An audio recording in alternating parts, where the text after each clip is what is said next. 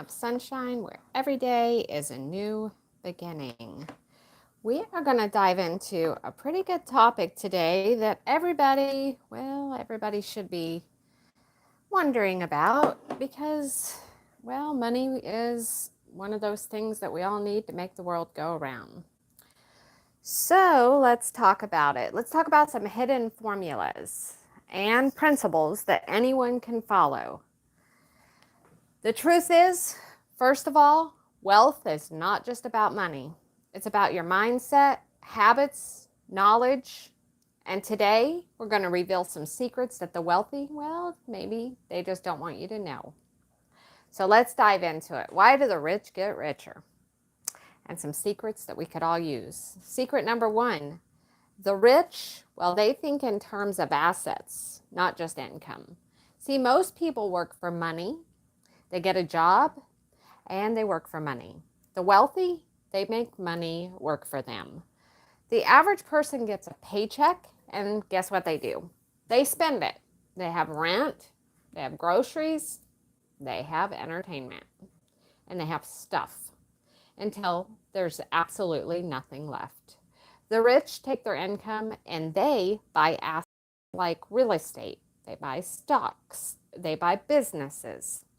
They keep paying for these things, and then these things end up paying them even when they're sleeping. So the rich take their income and they buy assets, and the poor usually take their income and they pay all their bills, and then they go out for entertainment and buy stuff. So that's a big difference.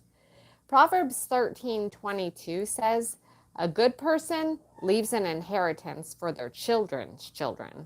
See, wealth is not just about today. It's about building for the future. Secret number two, the wealthy actually use debt differently.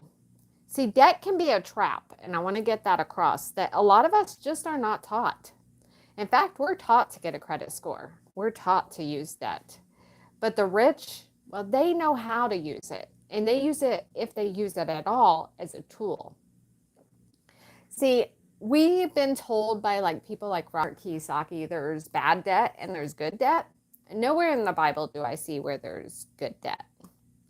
But bad debt, there's a huge difference. And we're going to dive deeper into this after we get through some of these secrets on how we can actually take debt like the wealthy do, and then turn around and create entities like LLCs and S Corps and corporations, etc., and then transfer our debt to those. So we're going to dive deeper into that. But I just want you to know for secret number two is if the wealthy do use debt, they use it differently. A lot of people will use debt. We're taught to get it to buy cars and credit cards, things that drain your money. In fact, on a side note, I saw a credit card just like last week, and it was over 30% interest. That is crazy. So be sure if you're getting credit cards, which I suggest you don't, if you do, look at the credit card. What is the interest? Walk away, walk away. So we're going to dive into the debt thing, like I said, a little bit toward the end, but the Bible does warn us what it does do. And I know people are going to like this because we are a debt nation. I mean, our nation here in America is 36 and counting trillion dollars in debt. That's not counting people's personal debt, which is even further and even more insane. But the Bible warns about being enslaved to debt. Proverbs 22:7.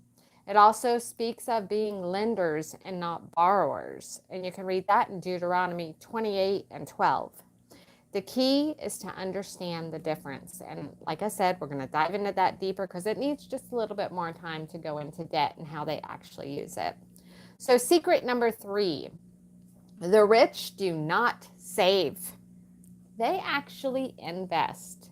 See, saving actually feels safe, but in today's world, saving alone will not make you wealthy. Inflation eats away at savings. Wealthy people put money into investments that grow, like stocks and real estate and other businesses. That's why Jesus used the parable of the talents in Matthew 25:14 and 30. The one who invested his money was rewarded, while the one who buried it gained nothing. And actually, with inflation the way it is, it just seems like if you're saving money, that's better than going in debt, but you should be investing that money to make it work for you. Even if it's just a CD at your bank, it's still going to be better than just saving it. Secret number 4, they understand, the rich, the power of connections. See, it's not just about what you know, but it is really who you know. Wealthy people surround themselves with others who push them forward. They network, they learn, they collaborate. Proverbs 27:17 says, as iron sharpens iron, so one person sharpens another. So if you want to change your financial future, you have to start with who you're surrounding yourself with. And then think about who you could surround yourself with. And in today's modern technology, there are so many people we can surround ourselves with. We can learn from so many different people. Secret number 5, they never stop learning. The rich read books, they study trends, and they adapt. Did you know that Warren Buffett reads 500 pages a day, they estimate?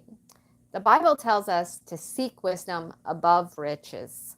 Proverbs 3:13-14. Every wealthy person is a lifelong student. If you want to grow financially, you have to commit to learning about money, business, investing, and your mindset, which is a huge thing. If we can't overcome our mindset and our stinking thinking, we will stay stuck. So if you ever feel like you just keep falling behind, don't lose hope, because the difference between those who are stuck and those who actually break free, it's not luck, it's knowledge, and then it's action. So I challenge you, what one step could you take today to change your financial future? Maybe it's simply taking that $500 to $1,000 if you have that, and maybe putting it in the CD or a high interest checking account, or maybe opening a Roth IRA if you don't already have one, or maybe just learning about a Roth IRA or learning about different investment tools. If all that you have is debt, start paying off the debt.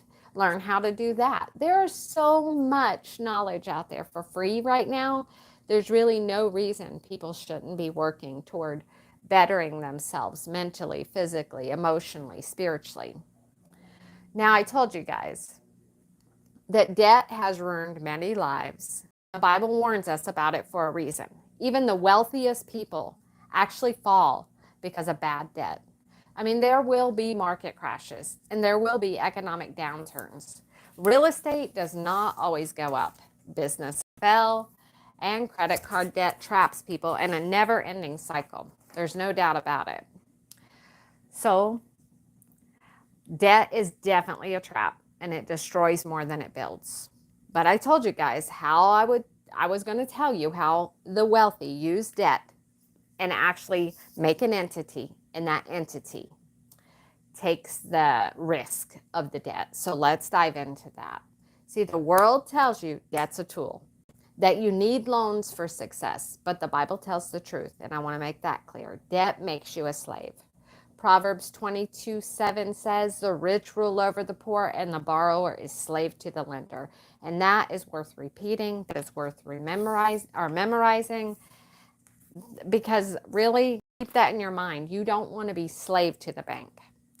And I think it's worth repeating this just for a minute, because I really want to drive this home. If at all possible, avoid debt. Avoid debt. It is nothing but chains that a lot of times, if you think about it, people get debt to start a business, and actually that business just turns into a job, and they become a slave to the bank because they are in so much debt they have to get up and go.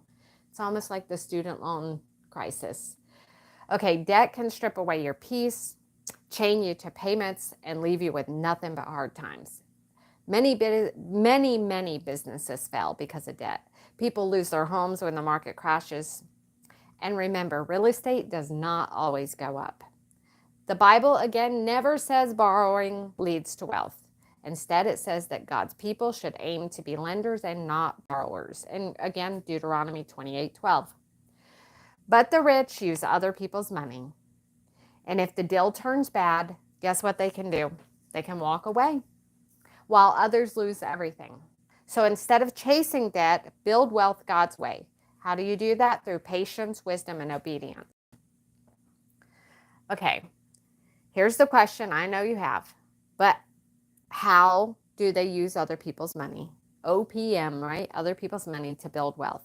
Well, now that I've got through all the warnings, I'll dive into it. But if things go bad, the wealthy, they protect themselves while others take the loss. They actually use business debt, not personal debt. And the way they do that is they set up limited liability companies or corporations. And when they take out loans, the business, not them, is personally responsible. If the business fails, they can declare bankruptcy and walk away. But their personal assets, their houses, their cars, their savings, they stay protected. So example, a real estate investor can take out a $2 million loan under an LLC to buy rental property. If the market crashes, the LLC could go bankrupt. But their personal wealth remains untouched. They use investors' money, not their own. The rich will raise money from investors, like partners or venture capitalists and banks. If the business succeeds, the rich get richer. If it fails, investors would lose their money and not them. A startup founder could raise $5 million from investors, but take no personal financial risk. If the business collapses, the investor takes the loss, not the founder. They also leverage bank loans, but they shift that risk. Instead of using their own cash, the wealthy could borrow from the bank at a low interest rate. Well, not so low right now, but at an interest rate. And they would use the loan to invest, buy businesses, or purchase real estate. And again, if that investment fails, they negotiate the debt resettlement or they default. But they actually keep the profits if it succeeds, and their personal wealth is kept separate. So their personal home, their personal bank account, etc. A developer could actually borrow, let's say, $50 million for a commercial building, because if they got a loan, it's, again, that LLC taking that loan. And if the market crashes, they, again, could walk away, renegotiate the debt, or let the bank take the property. But if they succeed, they pocket millions. Now, I would be wrong to tell you all of this, and then you start thinking in your head, okay, I'm going to go open an LLC, I'm going to get a loan, I'm going to purchase a commercial building or real estate, without the warning. Without the warning, the rich rule over the poor, the borrower server to the lender. Proverbs 22:7, Habakkuk 2:6-7, woe to him who heaps up what is not his own.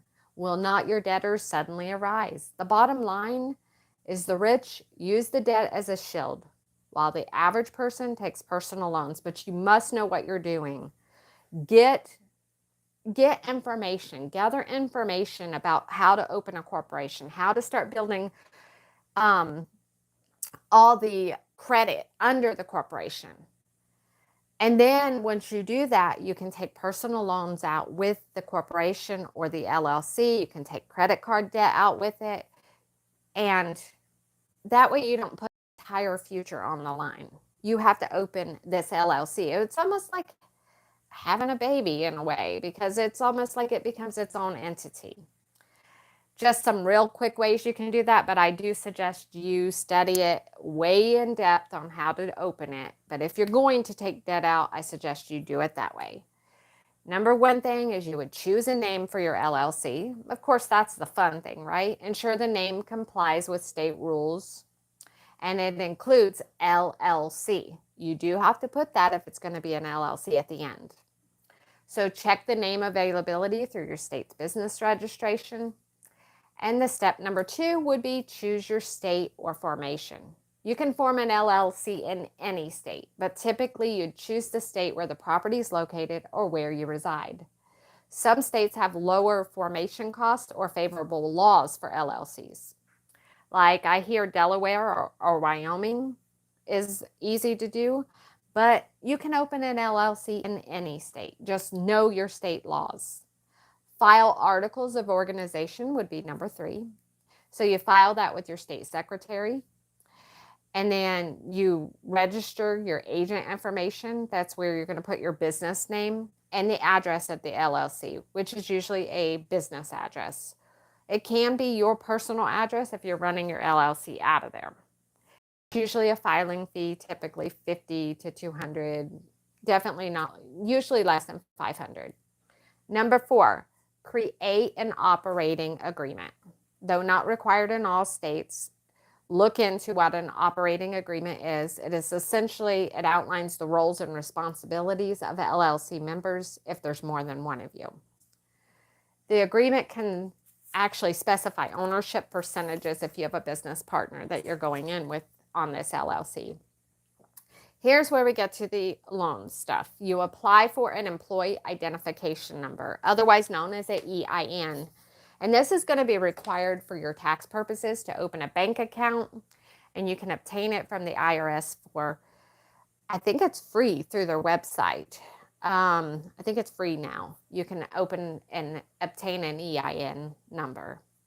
Of course, I do believe it's free. They want you to pay these taxes. So number 6 is you open a business account. So it's separate from your personal account. You'll need your EIN, LLC formation documents, and operating agreement to open that account. And 7, you start building your business credit for your LLC. You could do this by just simply applying for a credit card, a vendor credit, like at Lowe's or whatever, wherever, depending on what LLC you're opening, or getting a small business loan to establish a credit history for the LLC. And this is going to help you to get better financing down the line. Always pay your bills on time, get usage low, and this will improve the LLC's credit score. And then find a lender for all of your real estate loans. Get somebody you're very comfortable with that you can ask all those lender questions to, whether that's a credit union, which is often one of the best to go with, or bank or a private lender. So there are things called small business administration loans to check out as well. And then, of course, you're going to have to learn how to prepare all your financial documents, business bank account statements, personal credit reports. Sometimes members will tie just as backup. Like they're like, look, I've got a good personal credit score, so take that into account as my LLC is applying. And again, I suggest you get a really good lender to kind of, you feel comfortable to call up anytime and get answers to questions you may have. And then you start applying for the loan. That's how the rich will use debt and take the liability off themselves.